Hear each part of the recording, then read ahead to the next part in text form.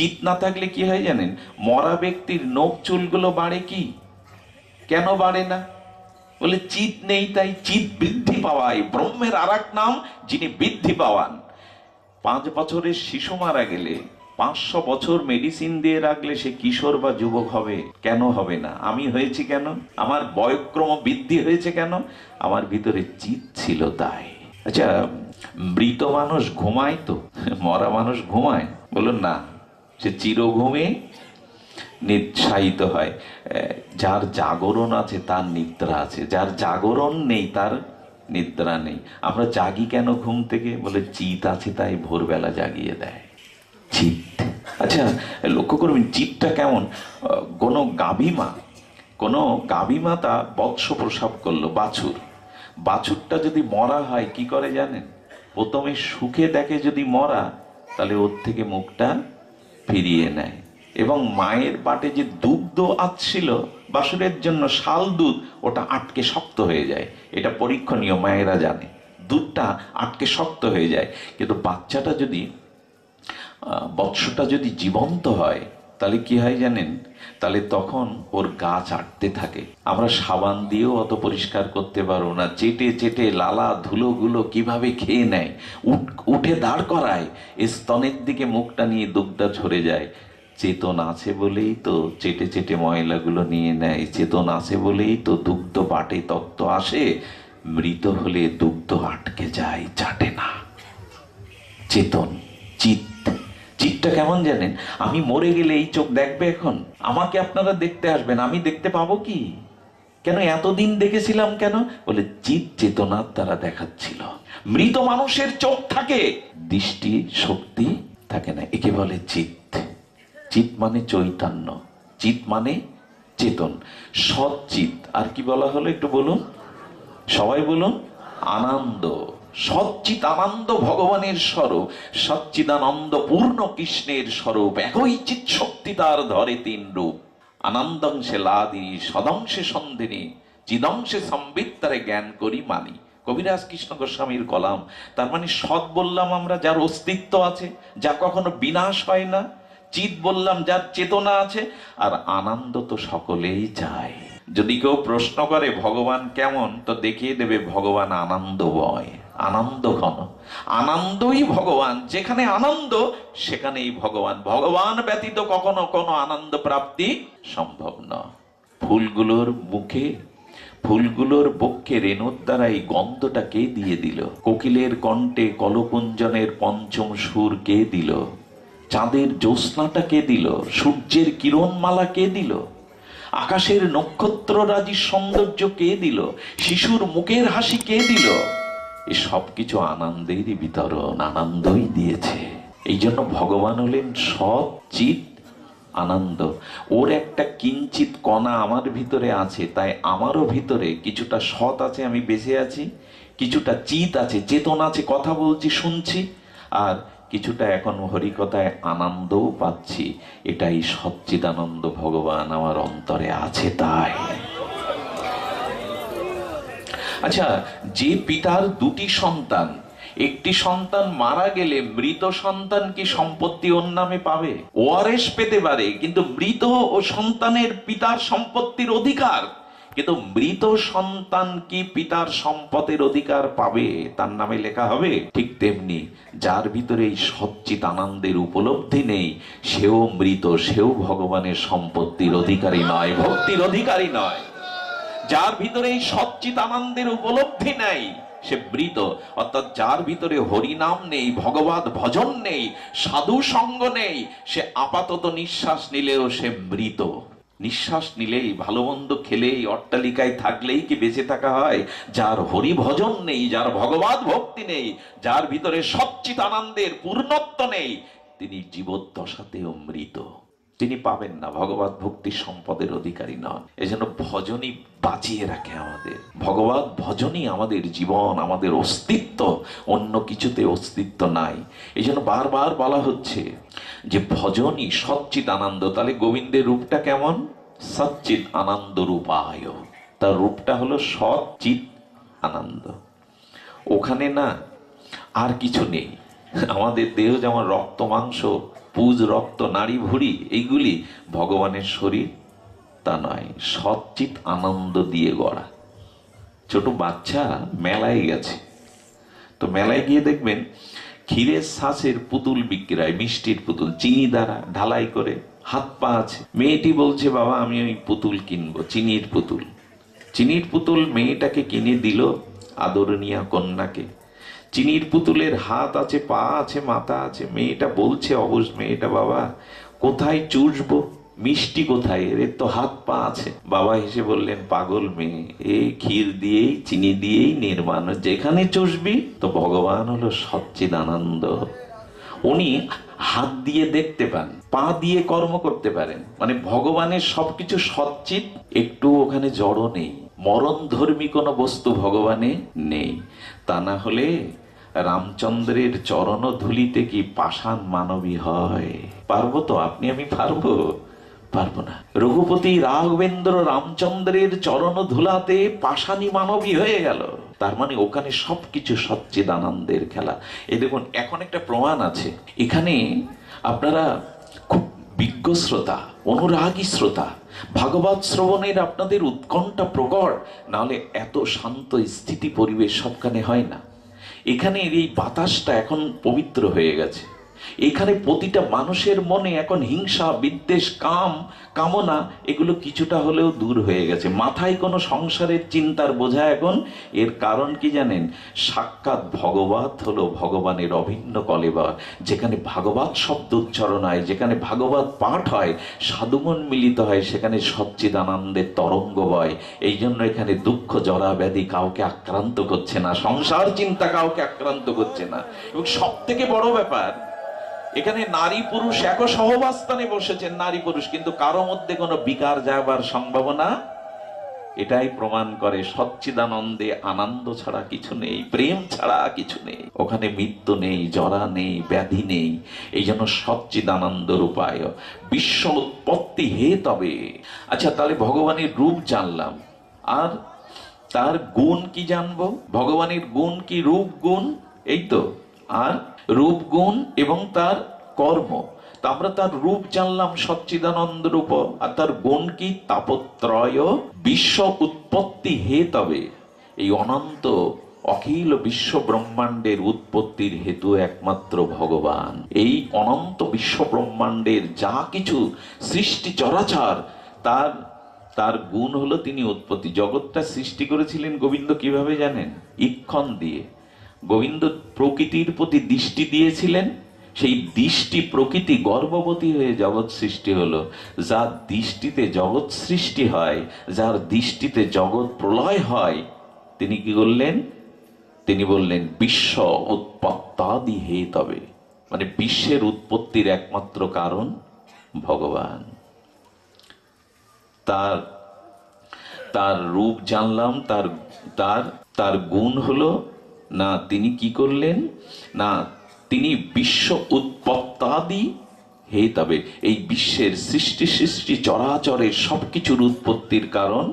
এই জন্য ব্রহ্মা তার স্তুতিতে এই কথাই বলেছেন, ঈশ্বর পরম কৃষ্ণ সচ্চিদানন্দ বিগ্রহ অনাদিরাদি গোবিন্দ সর্বকারণ কারণ, সবকিছুর কারণ।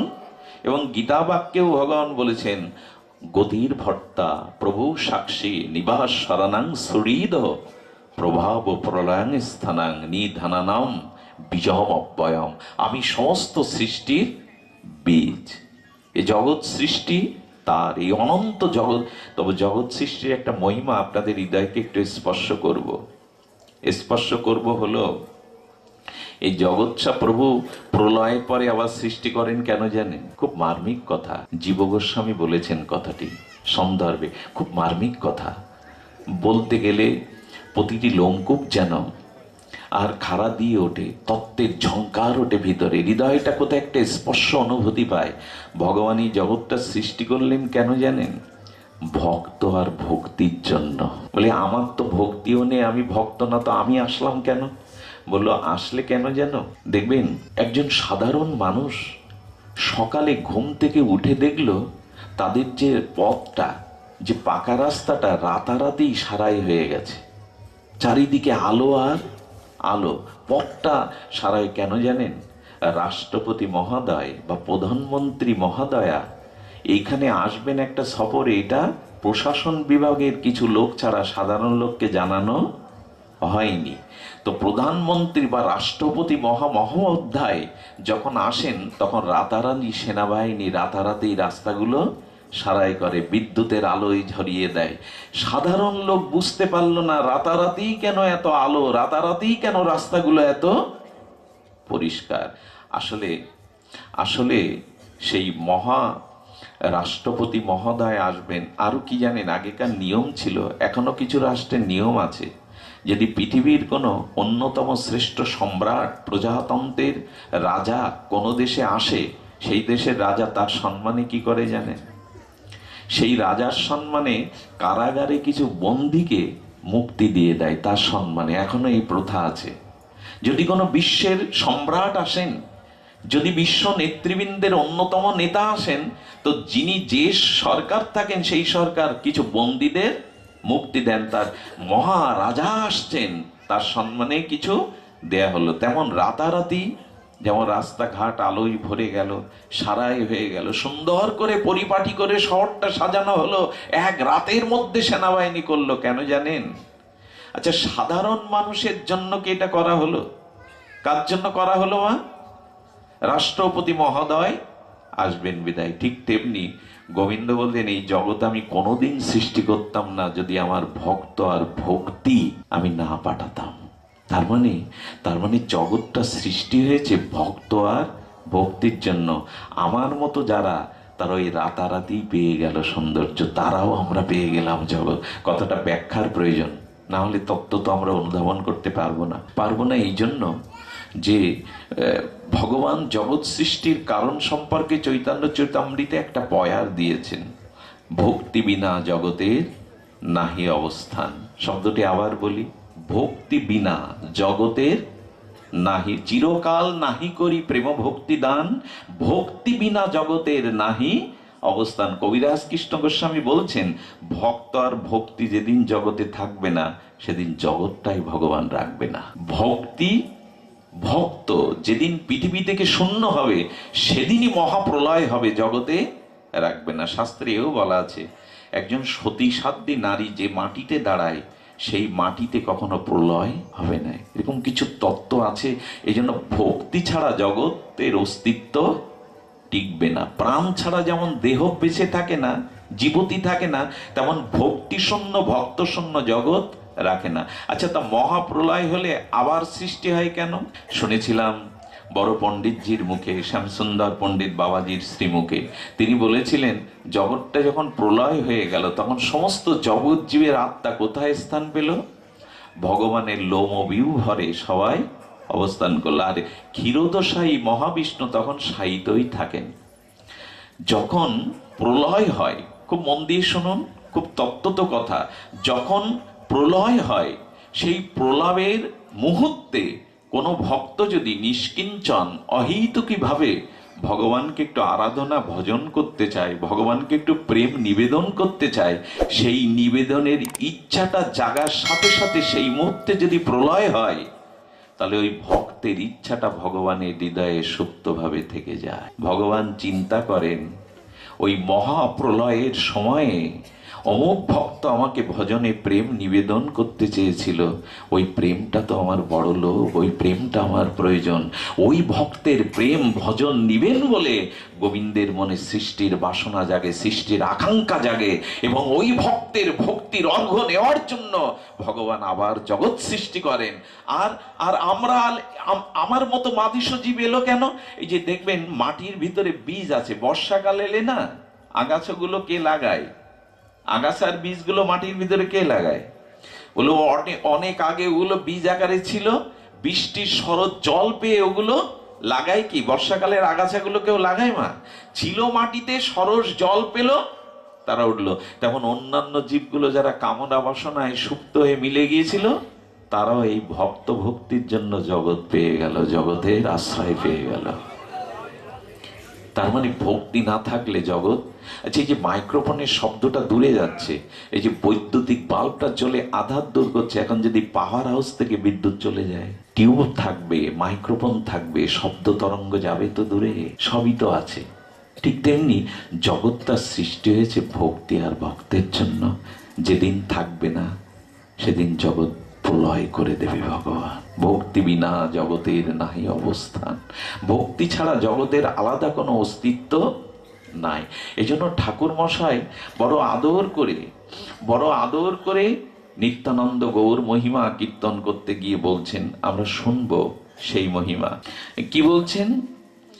যে আমাদের এই ভক্তির অবস্থান, এই ভক্তি গ্রহণ একমাত্র আসবে শ্রী হরিনাম সংকীর্তন দিয়ে। হরিনাম সংকীর্তনই আমাদের একমাত্রই ভক্তির উপজয়।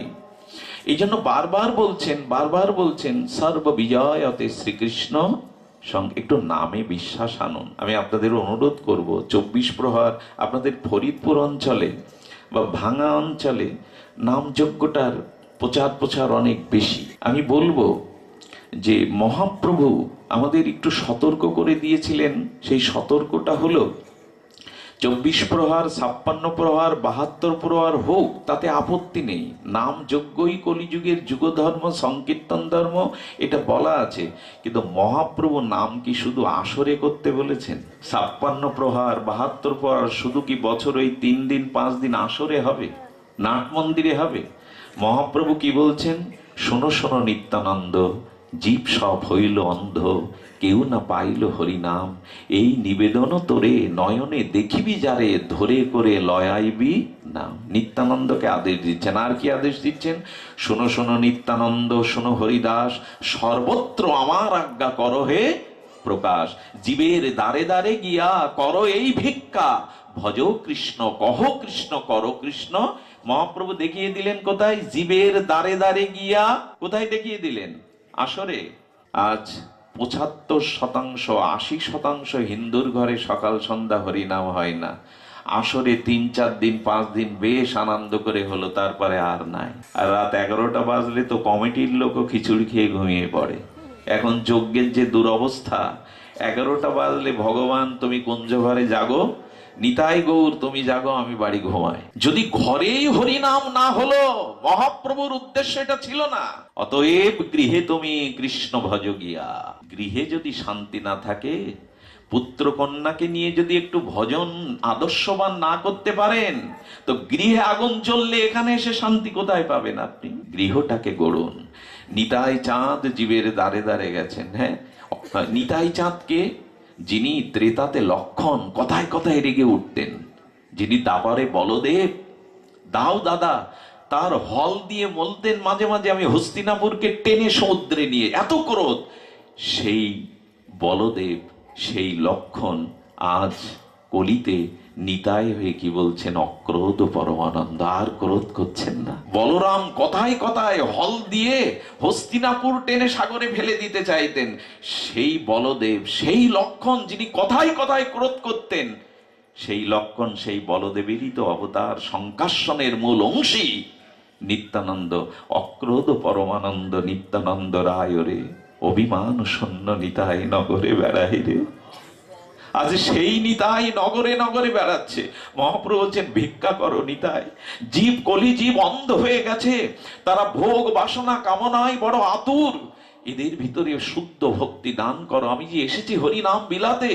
আজ নিতাই হরিদাস জীবের দ্বারে দ্বারে গিয়ে ভিক্ষা চাচ্ছে। ভিক্ষাং দেহি।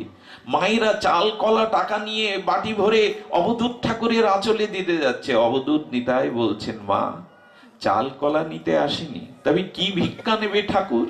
বলে একটু গৌর বলো, একটু কৃষ্ণ বলো, একটু কৃষ্ণ বলো। আজ কলসির কানাতে আর ললাটে রুধির ঝরিয়ে, আচ্ছা নিত্যানন্দ জগাই মাদায় কলসির কানার আঘাত নেবে কেন? নিতাই তাকালেই জগৎ উদ্ধার হয়ে যায়। তো জগাই মাদাইকে কৃপা করলে মনে মনেই তো উদ্ধার হয়ে যেত। কলসির কানা নিল কেন? নিতাই বলল, আগামী দিনের যারা আছো দেখে যাও, আমি অক্রোধ অভিমান শূন্য নিতাই তোমাদের দুয়ারে এসেছি। আমি প্রতিজ্ঞা করে বলে দিলাম, তোমাদের জন্য ছড়াতে হয়, রক্ত ঝরাতে হয়, ঝরাবো, কিন্তু তোমাদের কৃষ্ণ প্রেম, ব্রজ প্রেম, গৌর প্রেম বিতরণ করব। এই নিতাই এত অক্রোধ অভিমান শূন্য নগরে বেড়াচ্ছেন দাঁড়ে দাঁড়ে। জীব জাগো বলে, জীব জাগো বলে গোরা চাঁদো ডাকে, ডেকে ডেকে বেড়াচ্ছেন। দুঃখের বিষয়, হিন্দুর ঘরে করতাল ঝাঁঝ বাজিয়ে নাম 80% ঘরে হয় না, শুধু আসরেই হয়ে গেল। এজন্য নাম যজ্ঞ, সর্বশ্রেষ্ঠ যজ্ঞ বলেছেন গীতায়। কি যজ্ঞ? যজ্ঞ নাম জপযজ্ঞ ভস্মী। মহাপ্রভু কি বলেছিলেন? হরে কৃষ্ণ কৃষ্ণ কৃষ্ণ হরে হরে, হরে রাম রাম রাম হরে হরে। প্রভু কহে কহিলাম এই মহামন্ত্র, ইহা গিয়া জপসভা করিয়া নির্বন্ধ, ইয়া হইতে সর্বসিদ্ধি হইবে সবার, সর্বক্ষণ বলইতে বিধি নাহি। মহাপ্রভু একটা সংখ্যা রেখে জপ করতে বলেছেন। হরিচাঁদ ঠাকুর নামাচার্য 3 লক্ষ নাম করতেন, এই জপটাই করতে হয়। আমরা করি কি? মহাপ্রভু বলছেন, সুনমিশ্র মহাপ্রভু যখন এই বঙ্গদেশে এসেছিলেন, সেই রামকলি হতে, গঙ্গার অববাহিকা হইতে যখন পদ্মায় প্রবেশ করেছিলেন, এই বঙ্গদেশের মাটি স্পর্শ করে নাম বন্যায়, প্রেম বন্যায় মহাপ্রভু ভাসিয়েছিলেন। প্রথমেই কৃপা করেছিলেন তপন মিশ্রকে। মহাপ্রভু প্রথমে এই বঙ্গদেশে কৃপা করেছিলেন তপন মিশ্রকে। তপন মিশ্র বলছেন, প্রভু সাধ্য সাধন তত্ত্ব বলো, সাধ্য সাধন তত্ত্ব বলো। মহাপ্রভু তখন বলছেন সুনমিশ্র কলিযুগে নাহি তব যোগ্য, যে জনা কৃষ্ণ ভজে তার মহা ভাগ্য। তপন মিশ্রকে প্রভু এই সাধ্য সাধন তত্ত্ব জানাচ্ছেন। কি বলছেন? সুনমিশ্র কলিযুগে নাহি তব যোগ্য, যে জনা কৃষ্ণ ভজে তার মহা ভাগ্য। অতএব গৃহে তুমি কৃষ্ণ ভজ। কোথায় দেখিয়ে দিলেন মহাপ্রভু? একটু বলুন। গৃহে হরিনাম, হয়তো আমাদের গৃহে হরিনাম হতে হবে। দেখবেন, গৃহে যদি নাম একজন শুরু করে, একজন মা শুরু করে, আপনি দেখবেন রোগ শোক জ্বালা কোনো দুর্ঘটনায় পেছনে একদিন আপনার পেছনে সবাই এসে বসে গেছে। শুরু করুন একটা একদিন, এরপরে শূন্য দিলেও মান 10 হয়ে যাবে। বাম পাশ থেকে একটা সরিয়ে নিলে শূন্য শূন্যই। একজন অন্তত করতাল বাজিয়ে ঝাঁঝ বাজিয়ে শুরু করুন, দেখবেন রোগ শোক জ্বালামালায় একদিন সবাই পেছনে এসে হাজির হয়েছে। যে গৃহে হরিনাম হয় সেখানে অভিশাপ প্রবেশ করতে পারে না। যেখানে গোবিন্দের অর্চন হয় সেখানে অভিশাপ এসে দাঁড়াতে পারে না। এই জন্য অনুরোধ করব, ঘরে ঘরে নাম। আর একটু সময় পেলেই মহাপ্রভু বলেছেন, গৃহজীবদের কৃষ্ণ অর্চন, বৈষ্ণব সেবন আর নিরন্তর হরিনাম। একটু জপ করো মা, একটু জপ করতে হবে। আমি আপনাদের কি বলবো, স্বপন বড়াল যদি ললিত রাগে এখানে রাগ শোনায়, স্বপন বড়াল ওনার নাম উচ্চারণটা সুরটা বলো মধুময়, কিন্তু আমার একটা প্রশ্ন হলো, আমি যখন মারা যাব তখন উনি আমাকে রাগিনী শোনাতে আসবে তো? কে নাম করবে তখন? মাইক ফাটিয়েও নাম করলেও আপনার কানে, যদি সারা জীবন নাম অভ্যাস নিজে না করেন। নাম শুনুন, নাম যজ্ঞ আস্বাদন করুন, কিন্তু নিজে যতদিন নামে ব্রতী না হবেন, গৃহে যতদিন নামময় না হবে, ততদিন প্রকৃত মহাপ্রভুর স্বপ্ন পূরণ হবে না। তাই অনুরোধ করব, নাম যজ্ঞ মহাযজ্ঞ, কিন্তু এই মহাযজ্ঞ জপের মধ্যে দিয়ে, সংকীর্তনের মধ্যে দিয়ে আমাদের গৃহে। আচ্ছা, আমাদের মহাপ্রভুর সংকীর্তনের শুভারম্ভ হয়েছিল কোথায়? শ্রীবাস অঙ্গনে। শ্রীবাস কোথায় নাম করতো? আসরে। কোথায় করত? গৃহে, ঘরের দরজা দিয়ে 4 ভাইকে নিয়ে হরিনাম শুরু করেছিল। কোথায় শুরু হয়েছিল হরিনাম? শ্রীবাস অঙ্গনে। গৃহে হরিনাম করো মা। সময় বেশি নাই হাতে, অনেকটা দূরের পথ, অসুস্থ শরীর, তবু এইটুকু অনুরোধ করে যায়, হাত জোর করে অবনত মস্তকে করে যায়, নাম গ্রহণ করো। নাম ছাড়া কলিতে বিজয় কিছু নাই। হ্যাঁ, নাম চিন্তামণি কৃষ্ণ চৈতন্য রস বিগ্রহ, পূর্ণ শুদ্ধ নিত্য মুক্ত অভিন্ন আত্মানমিন। নাম চাই। এই জন্য আমাদের পূর্ণ হরিনামকে আশ্রয় করতে হবে। তবে অপরাধ শূন্য হয়ে, সাধু নিন্দা, গুরুতে মনুষ্য বুদ্ধি, এগুলো ত্যাগ করে একটু যদি হরিনাম নেওয়া যায়, ওই যে বললাম হরিনামের মহামহিমা, একটু হরিনাম যদি আদর করে ভালোবেসে নেওয়া যায়। আর একটা নিবেদন করব আপনাদের এই ফরিদপুরবাসীর কাছে, নাম যজ্ঞের লিফলেটে এই যে নিতাই গৌর রাধা মাধবের ছবিগুলো ব্যবহার করা হয়। আচ্ছা, আপনার কোনো প্রিয় সন্তান যদি ড্রেনে চালে গোজা থাকে, এবং ধুলার পড়ে থাকে, আপনার ভালো লাগবে? লাগবে কি? কি করবেন? আদর করে ঝেড়ে বুকে নেবেন। এইগুলো কতটা অপব্যবহার হয় জানেন? দোকানদার 100টা টাকা দিয়ে চালে গুজে রাখে, রাধাকৃষ্ণকে চালে গুজে রাখার জায়গা, এরপরে ঝালমুড়ি বেচবে এতে। আমাদের নাম সিদ্ধ মহাত্মা, তিনি ওই রাস্তাঘাটে ড্রেনে যেখানে পড়ে থাকতেন ওগুলো ধুলো ঝেড়ে কাঁদতেন আর বললেন, নামের প্রতি এদের কবে রুচি হবে? নাম আর নামিতে কোনো ভেদ? হরে কৃষ্ণ লেখা মানে ওটাই ভগবান, অভিন্ন ভগবান। ভগবানের বিগ্রহ আর ভগবানের মধ্যে কোনো পার্থক্য কেন? এটাই ছবি না দিয়ে আপনারা সূচি দিন, অনুষ্ঠান সূচিমালাগুলো তারিখ সহ দিয়ে দিন।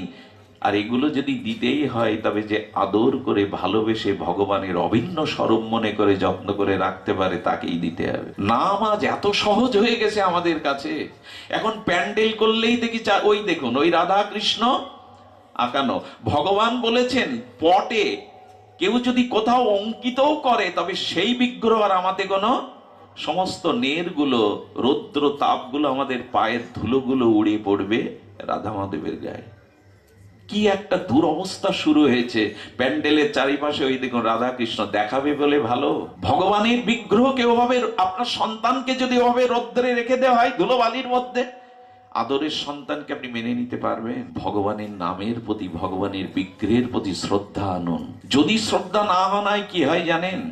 অন্ধমুনির পুত্র সিন্ধু দশরথের শব্দবেদী মানে মারা গিয়েছিল না?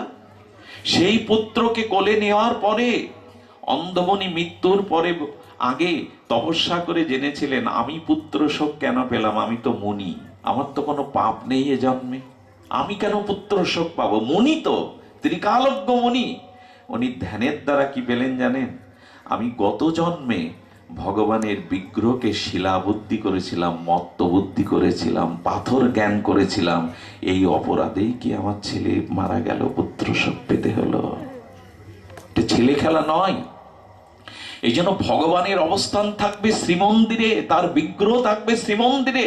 যত্র তত্র লিফলেট এভাবে ছাপিয়ে ভগবানকে কেন অবমাননা করবেন? কেন নাম অপরাধের ভাগী হবেন? এগুলো উচিত নয়। তুলসী পিড়ি করতে গিয়ে, তুলসী মঞ্চ করতে গিয়ে, তুলসী মন্দির করতে গিয়ে ওখানে রাধা মাধবের ছবি দেওয়া। রোদ বৃষ্টি যা লাগে তোমাকে লাগুক। মহাপ্রভুকে আমরা হৃদয়ে নিয়েছি কিনা জানি না, কিন্তু দোকানে সাইনবোর্ডে লিখে দিয়েছি মহাপ্রভু হার্ডওয়ার, থাকো তুমি এই রৌদ্রে, এই টিনের ওপরে থাকো। এগুলো উচিত নয়, এগুলো নাম অবমাননা, এগুলো নাম অপরাধ। সুন্দরকে সুন্দর জায়গায় রাখতে হয়, মর্যাদা দিয়েই রাখতে হয়। কথাগুলি আপনাদের দোষ জন্য না, যে আপনাদের সব ভালো বলবে জানবেন তার থেকে শত্রু এ জগতে আপনাদের নাই। যে ভালোতে ভালো, মন্দতে মন্দটা ধরিয়ে দেয় সেই সজ্জন। যজ্ঞের প্রচার পত্রে যথাসম্ভব মাঙ্গলিক কোনো চিহ্ন দেন, কদলী বৃক্ষ দেন, ফুলের ছবি দেন, কিন্তু এভাবে রাধা মাধবের বিগ্রহ দিয়ে আর কত অবমাননা বা হবে? এগুলো একটু দৃষ্টি দেবেন কমিটির যারা আছেন। আমি বলতে বলতে কিছু সামাজিক কথা এসে গেছে, কিন্তু নাম চাই। হরিনাম ব্যতীত ভজনের মধ্যে শ্রেষ্ঠ নববিধা ভক্তি, কৃষ্ণ প্রেম কৃষ্ণ দিতে ধরে মহাশক্তি, তার মধ্যে সর্বশ্রেষ্ঠ নাম সংকীর্তন, নির অপরাধে লইলে নাম পাবে কৃষ্ণ প্রেম ধন। এই প্রেম পাওয়ার, তো সেই প্রেম পাওয়ার উপায় আমাদের একমাত্র নিতাইয়ের করুণা। হ্যাঁ, নিতাইয়ের করুণা। আমাদের করুণা যদি পেতে হয় নিতাই চাঁদের করুণা। নিতাই চাঁদ ছাড়া করুণা কে করবে? এই জন্য নিতাই দাঁড়ে দাঁড়ে দাঁড়ে দাঁড়ে বিতরণ করেছেন। হরিদাস ঠাকুর দাঁড়ে দাঁড়ে বিতরণ করেছেন। নাম মহিমা ঠাকুর হরিদাস বিষাক্ত সর্প পর্যন্ত নত হয়ে চলে গেল। ঠাকুর ফুলিয়ায় গুফার মধ্যে নাম করেন, ভক্তরা সেই নাম শোনেন। ভক্তরা বলছে, ঠাকুর তোমার মধুর কণ্ঠে প্রেমমাখা হরিনাম শুনতে আসি, কিন্তু এর তলে বিষাক্ত সাপ আছে, তার বিষে মাটিও জর্জরিত হয়ে গেছে। ঠাকুর হরিদাস হাত জোর করে বললেন, ওগো কেউ যদি থাকো, ভক্তদের কষ্ট হচ্ছে, বিদায় নাও। একটা বিরাট আকারের বিষাক্ত সর্প বেরিয়ে মাথা নিচু করে চলে গেল। বলল, ঠাকুর তোমার নামে আর ব্যাঘাত করব না, তোমার ভক্তদের যাতে কষ্ট না হয়। হরিনাম এমন করেছে হরিদাস ঠাকুর যে সাপও তার কথা শুনে স্থান চলে যাচ্ছে। লক্ষ্য হীরার মতো পতিতা 3 দিনেই বেনাপোল পাটবাড়ি জঙ্গলে সে পরম মহন্তি হয়ে গেল। শুধু শুধু ঠাকুরের হরিনাম তার কর্ণে প্রবেশ করেছে, তাতেই পরমা বৈষ্ণবী মহন্তি হয়ে গেল।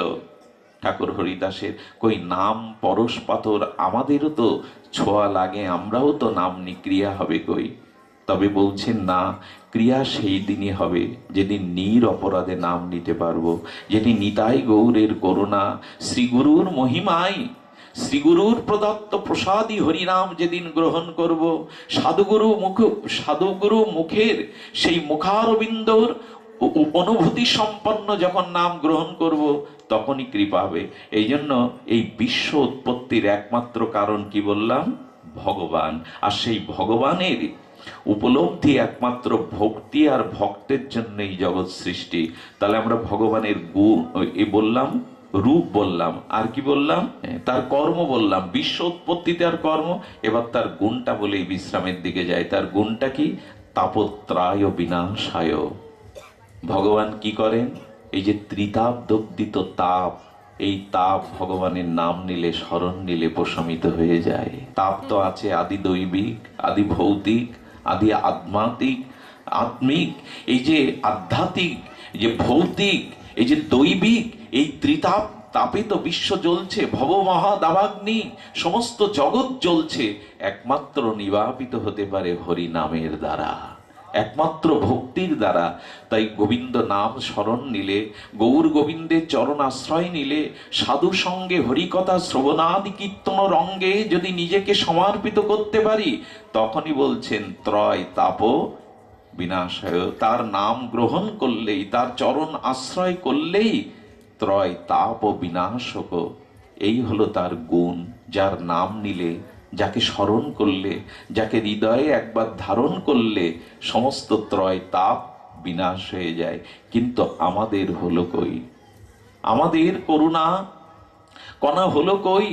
মহাপ্রভুর হরিনামের এমন মহিমা, এমন মহিমা, কিন্তু আমাকে অনুভূতি স্পর্শ করলো কই? নামে রুচি হলো কই? বৈষ্ণব দাসে কেঁদে বলে রতিমতি আমার হলো না, আমার রতিমতি হলো না। এই হওয়ার জন্য একমাত্র গৌর চরণারবিন্দ দাসানুদাসের সেবা চাই, সঙ্গ চাই। আর কি বলেছেন? গৌরাঙ্গেরও 2টি পদ, যার প্রেম সম্পদ, সে জানে ভগতি রসসার। গৌরাঙ্গের চরণকে যে আশ্রয় করেছে, নিতাই চরণকে যে দৃঢ় করে ধরেছে, সেই প্রকৃত ধন সম্পদের মালিক, সে প্রেম ধনের মালিক, ভক্তি সম্পদের মালিক। সে জানে ভক্তি রস সার। এই যে বৃন্দাবনের যুগল প্রেম ভক্তি, এই ভক্তি একমাত্র গৌর চরণ, নিতাই চরণ আশ্রয়ে আসে। গৌরাঙ্গের মধুর লীলা যার কর্ণে প্রবেশিলা, হৃদয় নির্মল ভেল তার। যদি হৃদয় নির্মল করতে হয়, হৃদয় যদি শুদ্ধ বিশুদ্ধ উজ্জ্বলকৃত করতে হয়, রসে সিক্ত করতে হয়, তবে গৌরাঙ্গের মধুর লীলা যার কর্ণে প্রবেশিলা, হৃদয় নির্মল ভেল তার, তার হৃদয় শুদ্ধ হবে। মা, সূর্য উঠলে কি আর অন্ধকার দাঁড়ায় গো? অন্ধকার থাকে কি? গৌরাঙ্গের মধুর লীলা যার কর্ণে একবার প্রবেশ করেছে, তার চিত্ত নির্মল হয়ে গেছে, রসসার হয়ে গেছে।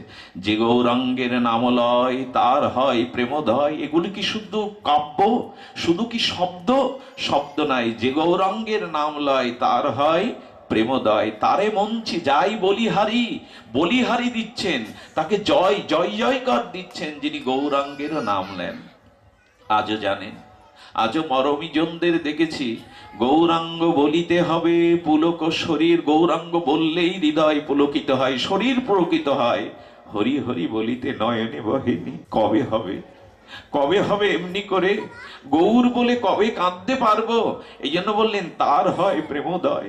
গৌরাঙ্গের নাম যে জিহ্বায় নিরপরাধে নিয়েছে, প্রেমের উদয় তার হবে, প্রেম তাকে বরণ করবে, বরণ করবে। গৌরাঙ্গের নাম যে লয় তার প্রেমোদয় আজও হয়, আজও হয়, হতেই হয়। মহাপ্রভুর নাম নিলে কি হয় জানেন? প্রেমোদয় হবেই, প্রেম তাকে আলিঙ্গন করবেই। মহাপ্রভু জঙ্গলের মধ্যে সংকীর্তন করতে করতে যাচ্ছে, এক দস্যু অস্ত্র উঁচিয়ে মহাপ্রভুর উজ্জ্বল রং